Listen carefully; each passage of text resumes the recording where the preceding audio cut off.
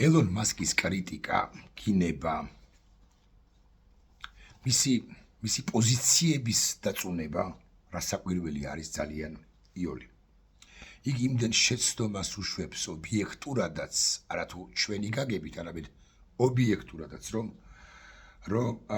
ნებისმიერ ჩვენგანს, ნებისმიერ არა ტრამპისტ, არა მასკისტ ამერიკელს შეუძლია ამოიღოს მისი ნებისმიერი განცხადება ან ნებისმიერი ნაბიჯი შეაფასოს უარყოფითად. ვერბალური განადგურება მისი ელონ მასკის ამუდაოდ ნიჭიერი კაცისა, რომელმაც რა არ შექმნა, ხო? ძალიან იოლია. ყველასთვის, ვინც კარგად ხედავს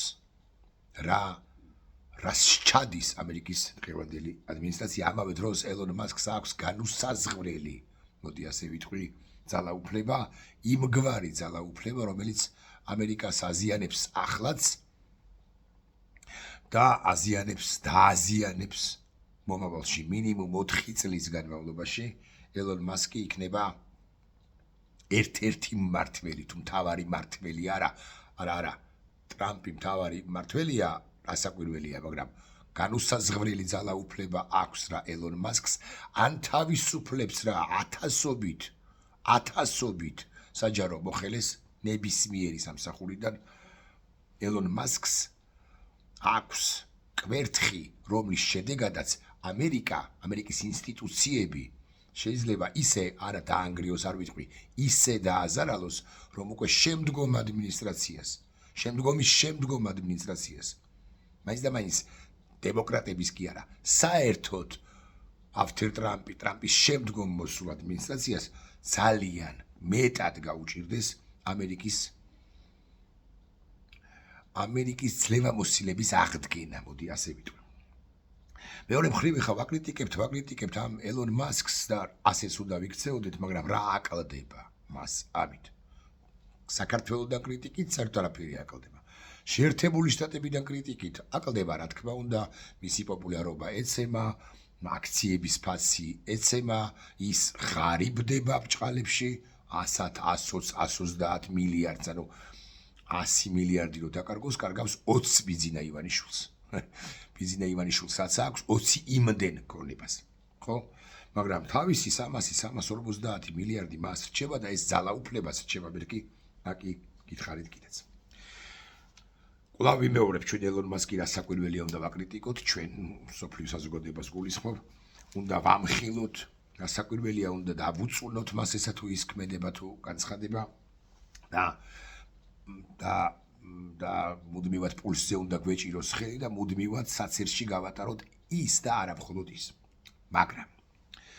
მაგრამ ამავდროულად კარგად უნდა ხვდებოდეთ რა ფილოსოფიას, რა მიდგომებსა და ფილოსოფიას გვთავაზობს ტრამპის დღევანდელი ადმინისტრაცია და ტრამპის დღევანდელი ადმინისტრაციის საკვანძო პერსონა ელონ მასკი. და ეს ფილოსოფია, ეს მსოფლმხედველობითი მიდგომა ფილოსოფია არის, მე თუ მკითხავთ, კატასტროფული.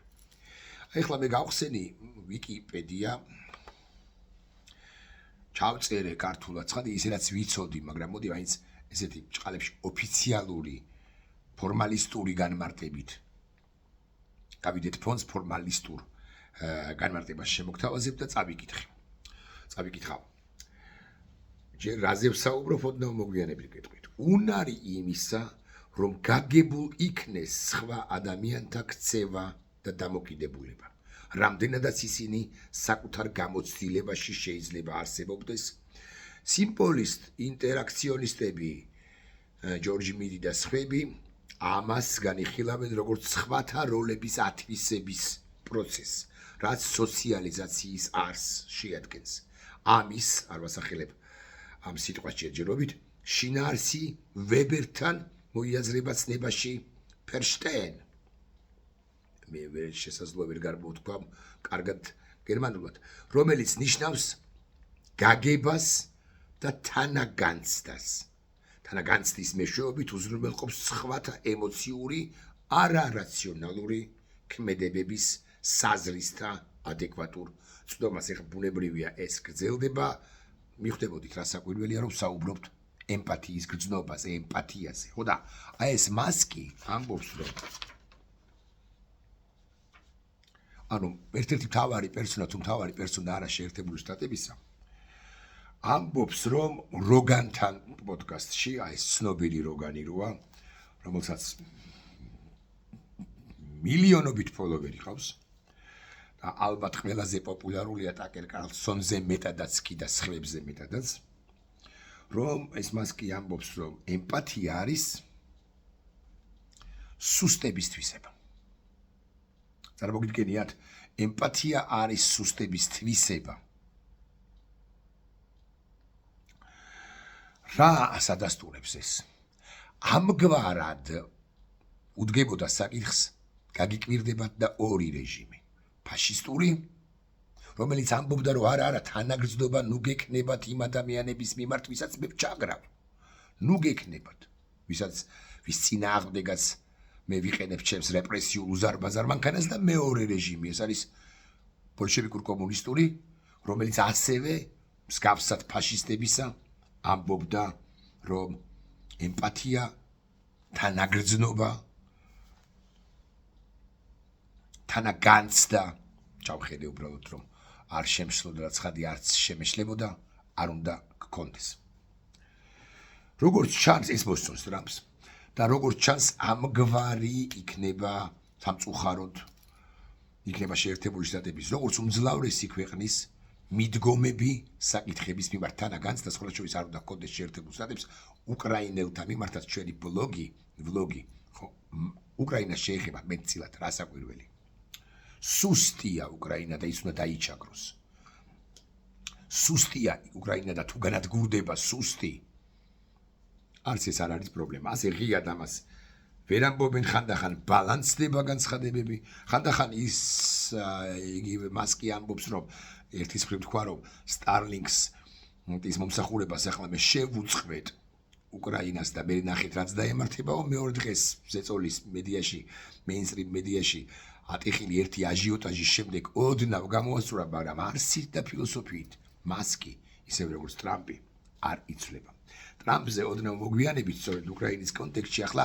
იმ კაცზე ვთქვათ ორი სიტყვა ვისიც გვეიმედებოდა როდესაც ვიდრე ტრამპი ოვალურ კაბინეტში შევიდოდა მანამდე ხო აკვირდებოდით მათ შორის საქართველოსთან თბილისიდან ვინ იქნებოდა მისი თანაგუნდელი აი გენერალი კელოგი რომ დანიშნა ასე მაგალითად უკრაინის ასე მაგალითად გენერალი კელოგი უკრაინაში მის წარმომადგენლად თქვით რომ ეს ასაკიანი კაცი 80 წლის არის ხო ღირებულებების ერთგული კაცია გაგვიხარდა რა საკვირველია გაგვიხარდა სხვა საკადრო გადაწყვეტილებიც თქვით რომ აი არა გაგიგეთ რომ პომპეოს არ ნიშნავს მაგრამ ვოლცს რომ ნიშნავს ძალიან კარგია მაგრამ განსაკუთრებით გაგვიხარდა მაშინ როდესაც მარკო რუბიო დაინიშნა წარადგინეს და უკვე შემდგომ დაინიშნა სახელმწიფო მდივნად მაგრამ მარკო რუბიოს უღალატა მარკო რუბიოს საკუთარ თავს არ გავს მეთქი ახლა ამის თქვა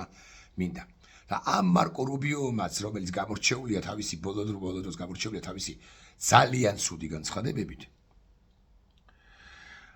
თქვა შემდეგი რომ ომი უკრაინაში არის პროქსი ომი შეერთებულ შტატებსა და რუსეთს შორის და ამას ბოლო უნდა მოეყოს ანუ როგორც თავადვე ამბობენ ამდენი და ამდენი ასეულათასობით უკრაინელი მშვიდობიანი მოქალაქე და მეომარი რომ დაიღუპა თურმე ეს არ ყოფილა უკრაინელთა ომი და აი ამერიკელთა ომი კი ყოფილა მე მესმის რომ სიტყვა პროქსის ახსენებს მაგრამ მაინც უკლებლივ ყველა შეერთებული შტატების ახალი ადმინისტრაციიდან ამ მართლებს და აპრავებს ტრამპის ამ საშინელ გადაწყვეტილებას იმის თაობაზე რომლის თანახმადაც უკრაინელებს აღარ მიეწოდებათ არათუ იარაღი ეს გავიგეთ საშინელია ეს გადაწყვეტილება არამედ ინფორმაციაც იმის თაობაზე სად არიან სატელიტური ინფორმაცია სადაზვერვო ინფორმაცია მე არ ვიცი გულახდილად გეტყვით ამ ტრამპი პუტინის სატელეფონო საუბრების დროს რა ტონალობაში ესაუბრება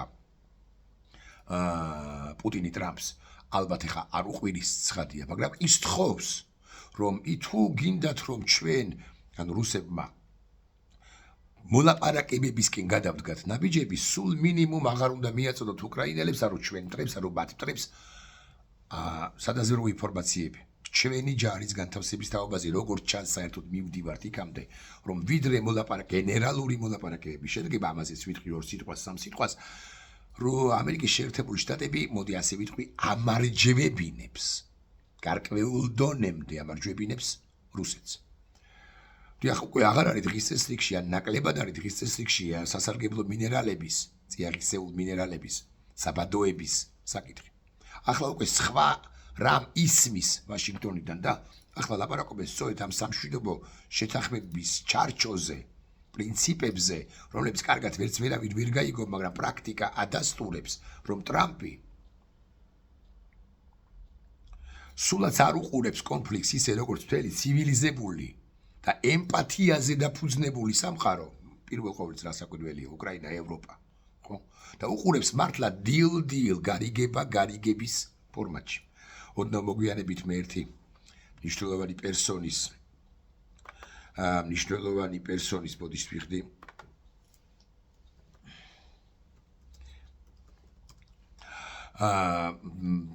სტატუს მის ძირითად ნაწილს ჩაგიკითხავთ, მანამდე კი ვიტყვი, რომ აი ამ დილის გამო უკრაინა უმძიმეს მდგომარეობაში აღმოჩნდა. უმძიმეს მდგომარეობაში აღმოჩნდა უკრაინა და ტრამპი გითხარით კიდეც, რომ არ ამებნეს აზრი, ამ ნაგვარა და ხო, და რას ვამბობდი? ვამბობდი იმას, რომ პუტინთან მე არ ვიცი როგორ საუბრობს უშუალოდ პუტინი, მაგრამ რასაც ტრამპი აკეთებს ნებისმიერ შემთხვევაში, სულ რაღაც კომბინაცია იყოს და ასე შემდეგ, ნებისმიერ შემთხვევაში ეს არის რუსეთისთვის სასარგებლო ქმედება. რა უნდა ვქნათ? ეს არ ვიცი, გულახდილად გეტყვით, უნდა ვაკრიტიკოთ ტრამპი თბილისიდან, აბლიაშვილი აკრიტიკებს თუ არა, რა მნიშვნელობა აქვს. საბოლოო ჯამში მე ერთის მხრივ ვაფასებ, მაგრამ მეორეს მხრივ რაც საკვირველია, ობიექტური ინფორმაციის საფუძველზე ვაფასებ ტრამპის პოლიტიკას. უმძიმეს მდგომარეობაში ვართ ხალხო, თუ მართლა ობიექტურები ვიქნებით. ხო, თუ რაღაც ილუზიებით არ გამოვიკმებებით. ჩვენ საკუთრივ ჩვენ სინამდვილეშიც უკრაინა ხო კიდევ უფრო მძიმე მდგომარეობაშია, მაგრამ საკუთრივ ჩვენ სინამდვილეშიც ვარ ძალიან მძიმე მდგომარეობაში. და ამაზეც ხა დღეს ვერ მოვასწრებთ, მაგრამ მოკლედ აი ამ გარიგების გათვალისწინებით, როგორც ჩანს მივდივართ იქამდე, რომ ტრამპი უკრაინას ვიდრე მოლაპარაკებებამდე დაათმობინებს მინიმუმ კურსკს და შესაძლოა ხერსონსაც და შესაძლოა ზაპოროჟიესაც და უკვე როდესაც უკრაინა დათმობს, მერე კი ეტყვის, რომ აი დადგა დრო მოლაპარაკებებისა. და სწორედ რუსეთი იქნება ძლიერის პოზიციებიდან. არა უკრაინა, რომელსაც ახლა კიდევ აქვს. ტრამპი კი ამბობს, რომ არანაირი ბანკოს ქაღალდი არა გაქვთ, არანაირი კარტი არა გაქვთ, მაგრამ უკრაინას აქვს კარტები. მაგალითად, კურსკი მისი კარტია, მისი ბანკოს ქაღალდია. ტრამპი ეუბნება, you have not cards, ხო, თქვენ არა გაქვთ ეს ბანკოს კარტი, ხო, ქაღალდი. გასაცვლელი მონეტა. და უკრაინა უკეთეს, არა, კარგში და საუკეთესოში არა, ეხლა ესე არ გამომივიდეს, მაგრამ კარგ მდგომარეობაში იყო, ვიდრე ამ თვენახევრის 2 თვის განმავლობაში ტრამპის ადმინისტრაცია პერსონალურად ტრამპი და მისი თანაგუნდელები მასკის თავკაცობით და რუბიოს და სხვები არ უღალატებდნენ პირველ ყოვლისა ამერიკას, როგორც თავისუფლებისა და სამართლიანობის მოდარაჯე ქვეყანას. როგორც ჩანს, ვერატანა კიდევ ამის თქმაც აუცილებელია, ვერატანა უშუალოდ პრეზიდენტი ზელენსკისა. ძალიან კარგი რამ მოხდა, გულახდილად გეტყვით, რომ ტიმოშენკოს კი, რომლის პროცენტების არ აღემატება 65%-ს, ტიმოშენკომაც კი უარით გაისტუმრა მომლაპარაკებლები ვაშინგტონიდან, როდესაც მათ დაუსველეს სიტყვა ხომ არ იქნებით პრინციპში მომხრე იმისა, რომ ჩატარდეს საპრეზიდენტო არჩევნები. იგივე გააკეთა პეტრო პოროშენკომ, კიდევ უფრო ხმამაღლა ვიდრე იულია ტიმოშენკომ და იგივე გააკეთა ალბათ მთავარმა კონკურენტმა ოდესმე რომ გაიმართება, თუ მალე გაიმართება მით უფრო საპრეზიდენტო არჩევნები უკრაინაში, გენერალმა ზალუჟნიმ. მისი სიტყვა გაცილებით წონიანი იყო გასაკვირველია ვიდრე პეტრო პოროშენკოსი ან იულია ტიმოშენკოსი. ეს ერთგულება არა იმდენად ზელენსკის, არამედ სახელმწიფოს მიმართ ადასტურებს, რომ უკრაინული საზოგადოება, პოლიტიკური სპექტრი, ხო, ერთგვარად შეკრულია. ცხადია, იქაც არის ბზარები, ცხადია, იქაც არის კრიტიკა, ურთიერთკრიტიკა, მაგრამ როდესაც ამგვარ ეგზისტენციურ საკითხებს ეხება საქმე, გენერალი ზალუჟნი არის გაცილებით უკეთესი ან მასშტაბური ზელენსკისტი, თუ ეს სიტყვა სწორია, ვიდრე ბევრი ის, ვინც ზელენსკის მომხრე არის და მის ოფიციალურ ახლო გარემოცვა წრეშია გვარებს არ დავასახელებ ახლა არ არის ამის დრო ალბათ. ხო და მაგრამ ეს ყველაფერი არ ცვლის შეერთებული შტატების მიდგომას საკითხისადმი არ გამოვრიცხავ რომ მეორეჯერ, მესამეჯერ, მეოთხეჯერ, მეშვიდეჯერ კვლავ შეამოწმონ გენერალი ზალუჟნი, ტიმოშენკო, პოროშენკო, შესაძლოა სხვა ვინმეც და რატომ უნდათ? იმიტომ რომ რუსულად უკეთ ჟღერს, მაგრამ მაინც არ ვიტყვი რუსულ სიტყვას არ ვახსენებ ახლა, ხო? იმიტომ რომ კარგი მომლაპარაკებელია, არა, ცუდი მომლაპარაკებელია. მომლაპარაკებელი საერთოდ არ არის ზელენსკი და მოლაპარაკება ხომ უნდა შედგეს და შესაბამისად პუტინის მოთხოვნაა, რომ ეს ბჭყალებში არალეგიტიმური პირი წავიდეს. არა, შეერთებულ შტატებს არ ყოფნის სხვა სიტყვა არ ვიხმარო, უნარი, რომ იგივე მოსთხოვოს რუსეთის ფედერაციას და პრეზიდენტ პუტინს. მოკლედ, კარგი ამბავია ის, რომ ზალუჟნიმაც კი ამ ემპათიასთან რომ წყალად არიან იმ ადმინისტრაციას უთხრა უარი. ამერიკას ღალატობს შეერთებული შტატების პრეზიდენტი მეთქი. ეს ალბათ ხმამაღალი ნათქვამია, არ უარყოფ ამას, მაგრამ შეერთებულ შტატებს 4-8 წლის შემდეგ დემოკრატიული პარტიის სრული კოლაფსია, რესპუბლიკურისაც, ჩემი აზრით.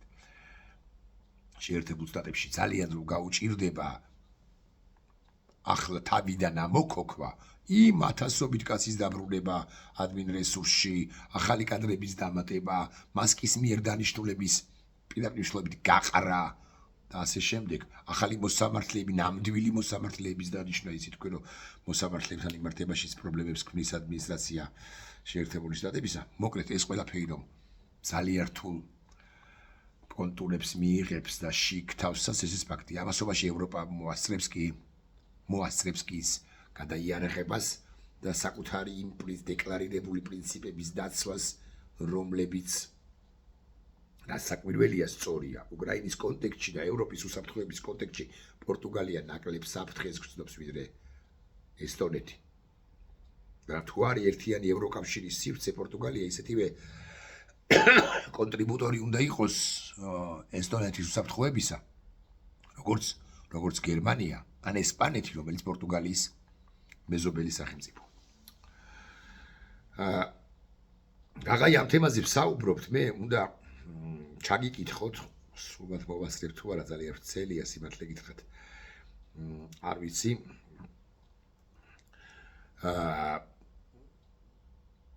არის ესეთი კაცი, კლოდ მალურე, რომელმაც რამდენიმე დღის წინ წარმოთქვა სიტყვა, რომლებიც ეს ამ სიტყვას მოქალაქეთა ნაწილი ადარებს ჩერჩილის ფულტონში ანუ შეერთებულ შტატებში წარმოთქმულ სიტყვას მას შემდეგ, და ჩერჩილი უკვე აღარ იყო პრემიერ-მინისტრი,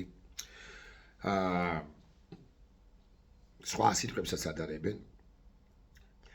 და ეს ფრანგის ცენტრისტი სენატორი, ანუ კლოდ მალურე, ამბობს შემდეგს. ნახეთ, რამდენიმე ძირითადი ასპექტი. ევროპა თავისი ისტორიის გზაჯვარედინზე დგას. ამერიკული ფარი იფშნება, ამას აღიარებს ევროპა, ეს ძალიან მნიშვნელოვანია. ჩემთან ინტერვიუშიც ფრანგია ეს კაციც ნიკოლა სტენზერმა, მაკრონის გარემოსვის ერთ-ერთმა მნიშვნელოვანმა პერსონამ ეს თქვა, რომ ამერიკა თავი უნდა დავანებოთ, ამერიკა უკვე აღარ არის ის, როგორც ის იყო არათუ რეიგანის, არამედ ბაიდენის დროსაც კი. და მალური ამბობს, რომ უკრაინა მიტოვების ხიფათის ქვეშ წინაშეა, რუსეთი ძლიერდება, ეს ფაქტია. მისივე სიტყვებით ვაშინგტონი ნერონის სამეფო კარს ჩავიდოდი ახლა მე რომის ისტორიაში, მაგრამ არ ხის იმ დროის, სადაც 20 წუთია ვსაუბრობთ. ფიცხი იმპერატორით, რომელმაც გადაწვა, ხო, ამას გულისხმობს რომი. დამონებული კარისკაცებით და კეტამინით გაბრუებული ტაკიმასხარით. კეტამინით გაბრუებული ტაკიმასხარში ცხადია ჩემს მიერ ხსენებული ელონ მასკი იგულისხმება. რომელსაც საჯარო სამსახურის წმენდა ანდეს. ეს თავისუფალი სამყაროს ტრაგედიაა, მაგრამ უპირველეს ყოვლისა, რაც მე ვთქვი პრინციპში, მე ვიმეორებ. პირველ თქმელი რასაკვირველია, ჩემზე ბევრად გონიერი ადამიანები არიან. მე ვიმეორებ ამ შემთხვევაში ამ მოსაზრებას ვიზიარებ და ვიმეორებ, ეს არის ამერიკის ტრაგედია. ეს არის შეერთებული შტატების ტრაგედია, ცირანის გაგრძელება ტრამპის გზავნილი ისაა, რომ მის მოკავშირეობას აზრი არ აქვს, ვინაიდან ის არ დაგვიწევს. უფრო მეტ გადასახადებს დაგვიწესებს, ვიდრე საერთო მტრებს. ფაქტია. რუსეთს ემუქრება სანქციებით ტრამპი, რომელთა დაწესებას აზრიც აღარ აქვს.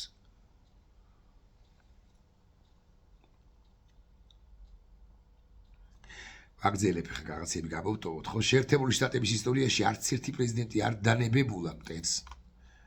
არავის დაუჭერია მხარი აგრესორისთვის მოკავშირის წინააღმდეგ, არავის გაუთელავს ამერიკის კონსტიტუცია ტრამპი თელავს.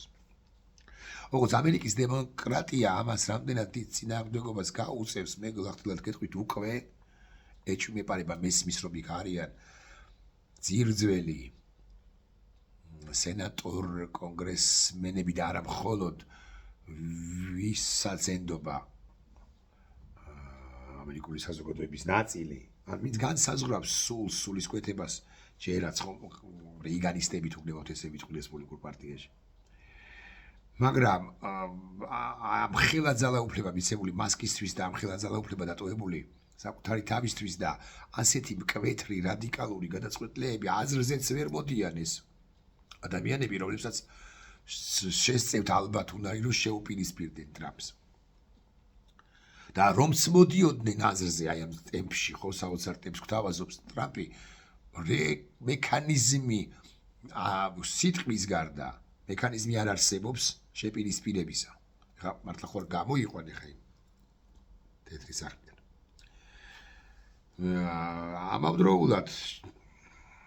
ამავდროულად მალური ამბობს ამგვარ რამეს, რომ ეს არ არის უბრალოდ ლიბერალიზმისგან გადახრა, ეს დემოკრატიის კონფისკაციის აკვართმევენ, კონფისკაცია რა არის? წართმევა, ხო? დასაწყისია.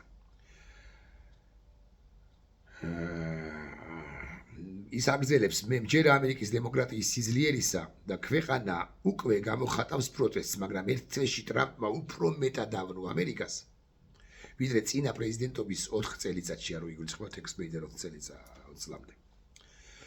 ჩვენ ვებრძოდით დიქტატორს, ახლა, ანუ პუტინს, ახლა ვებრძვით დიქტატორის მიერ მხარდაჭერილ დიქტატორს. მე ახლა თავად მე ვერ ვიტყოდი, ცხადია, მე არ მინდა, არც შეიძლება ალბათ აქ ცდება ეს ფილოსოფოსი კაცი. ხო, ამ თეზაში ჩემი აზრით, ხა პუტინი და ტრამპი მაინც მნიშვნელოვნად განსხვავებული პერსონები არიან, მათი კონცეფციით, მათი მიდგომით რაღაცა. ამიტომ მე არ ტოლობის ნიშანს მათ შორის არ დავსვავდი და არც არის დასასმელი. მაგრამ ნუ სიმკვეთრე ხანდახან აუცილებელია. ზუსტად იმ დროს, როდესაც ტრამპი ზუგზე ხელს უცაცუნებდა მაკრონს თეთრ სახლში, შეერთებული შტატები ხმას აძლევდა გაეროში რუსეთთან და ჩრდილოეთ კორეასთან ერთად ევროპელების წინააღმდეგ, რომლებიც რუსული ჯარების გაყვანას ითხოვდნენ. არაფერი შეგვეშალოს, უკრაინის მარცხი ევროპის მარცხის ტოლფასი იქნება, ბალტიის რესპუბლიკები, საქართველოს ძალიან კარგია, რომ ახსენებს საქართველოს, მოლდოვა უკვე რიგში დგანა. დიახ, უკრაინის მარცხის შემდეგ ბალტიის რესპუბლიკები, საქართველოს, მოლდოვა. კარგად უნდა გავიგოთ ჩვენ.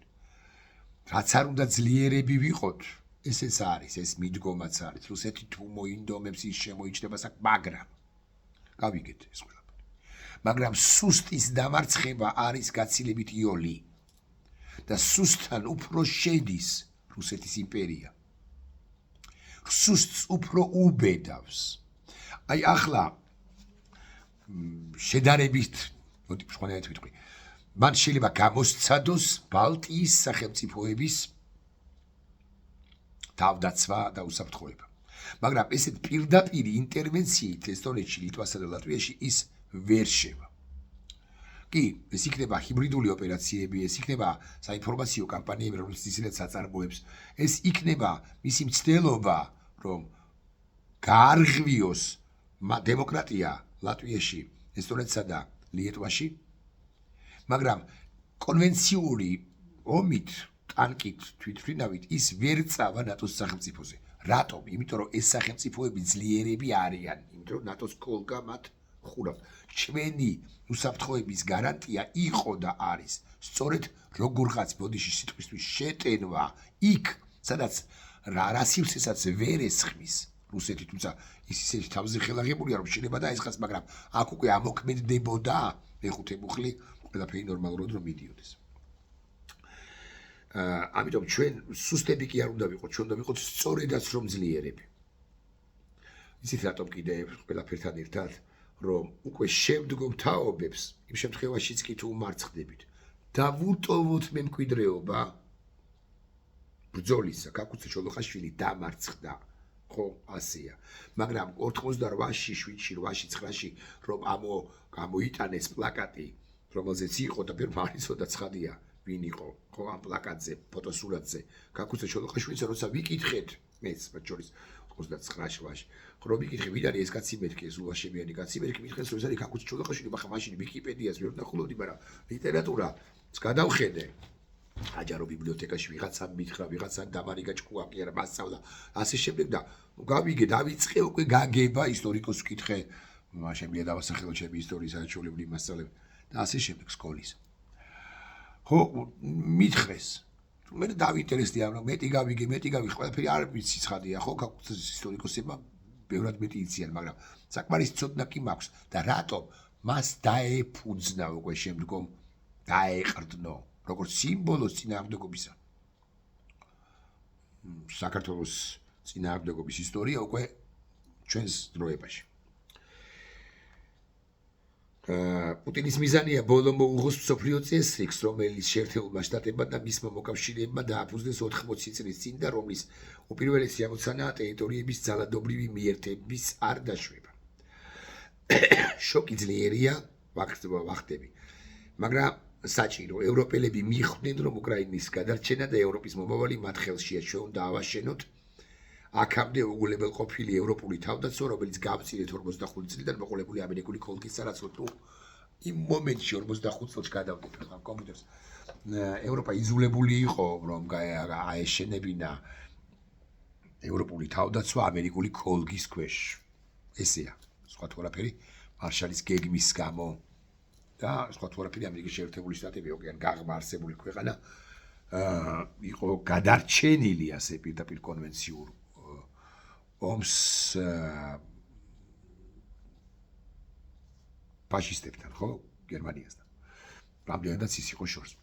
და შესაბამისად ის იყო ძალიან ძლიერი და ევროპის შეერთებული შტატები მიეხმარა ლენდლიზით ბრიტანეთს და მე უკვე საბჭოთა კავშირს და ეს გავლით საბჭოთა კავშირს და საბჭოთა კავშირმა სტალინმა კი შესწირა ათეულობით მილიონი თავისი ჯარისკაცი, საზარბაზნე ხორცი, არა, მე არ გეუბნებით რომ ეს არ უნდა გაეკეთებინა მეთქი, თუმცა სტალინისთვის ეს მართლა იყო რაღაც ჭიანჭველები იყვნენ და ამის შედეგად მოიგო ამ ცივილიზებულმა სამყარომ მაინც ესე ვიტყვი. ხო, ტრამპი ამ ყველაფერს უარყოფს. ახლა question is, ჩვენ რა ვქნათ? თუ ვინმეს გონია რომ ჩვენ უნდა ვქნათ რომ ამერიკას უნდა ვაგინოთ ახლა, ცდება მიზნა ივანიშვილის რეჟიმი ძალიან ოსტატურად გამოიყენებს ჩვენს მიერ ამერიკის შეერთებული შტატების გინებას. მაგრამ ამავდროულად თუ ვინმეს გონია რომ მასკის ეს ფილოსოფია მიდგომა საკითხი რომ არა ემპათიურები უნდა ვიყოთ, ადამიანი არის ჭიანჭველა გასაჭხლეთი, რომელიც არ უნდა შეგვეცნოს მის მიმართ თანალმობის, თანაგრძნობით არ უნდა განვეწყოთ. ხო ეს თლიანად არღვევს ჩვენს აღზრდასაც, ჩვენს ფილოსოფიას, ჩვენ მიდგომებსაც, ჩვენს პრინციპებსაც, ჩვენს სულისკვეთებას, ჩვენს ღირებულებებს. და მასკის არ დაუწერია არაფერი, რაც მე წაკითხული მაქვს და მომწონს, მოდი ესე ვიტყვი უფრო ზუსტი რომ ვიყო თუ ქართული და თუ მსოფლიო ლიტერატურიდან ის ადამიანები სხვა რამის მასწავლიდნენ, ხო, სხვა რამის ხვდებოდი. მათ შორის ამერიკული ლიტერატურასაც გულისხმობ ცხადია, ხო? ავისი სამუელ კლემენსის კოჩთათვის განმარტავრო სამუელ კლემენსი არის მარკ ტვენი. თქვენ არც სამუელ კლემენსი ისიც და არც მარკ ტვენი კი წაკითხული, ანუ მარკ ტვენი წაკითხული არ აქვს არც თომ სუის თავგადასავალი და არც ჰეკლბერი ფინისა. ხო და ხო, ამიტომ მე ვერ უარყოფი ხა მასკმა კი არა იმანო მითხას ხა მასკმა.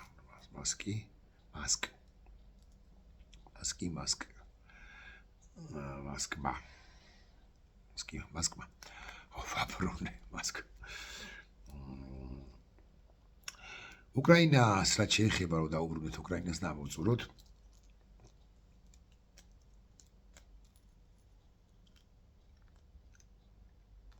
მისი გზა არის მარტო ბრძოლა.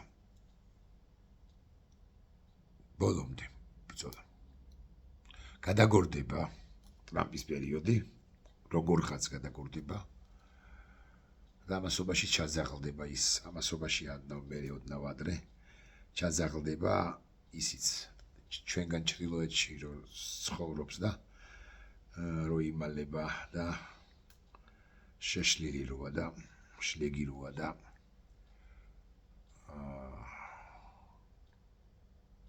რომელსაც ვისაც პუტლერი ჰქვია. არა, შეიძლება 28-ში არ ჩაძაღლდეს, მაგრამ ოდესმე ჩაძაღლდება. ეს არ ნიშნავს იმას, რომ მის ადგილას არ მოვა მეორე ვინმე იმპერიალისტი, გასაკვირველია მოვა, მაგრამ ეს ნიშნავს იმას, რომ რაღაცა პატარა ლუფტი ექნება კაცობრიობას, რომ ამოისუნთქოს და შედარებით წყნარ ვითარებაში გააგრძელოს არსებობა ცხოვრება. მანამდე კი უნდა სხვა გზა აღარ არის უკვე რა. უნდა ვიბრძოლოთ. პუტინი ჩაძაღლდება, მეთქი ასეც დავარქმევ ჩემს დღევანდელ ვიდეო ბლოგს.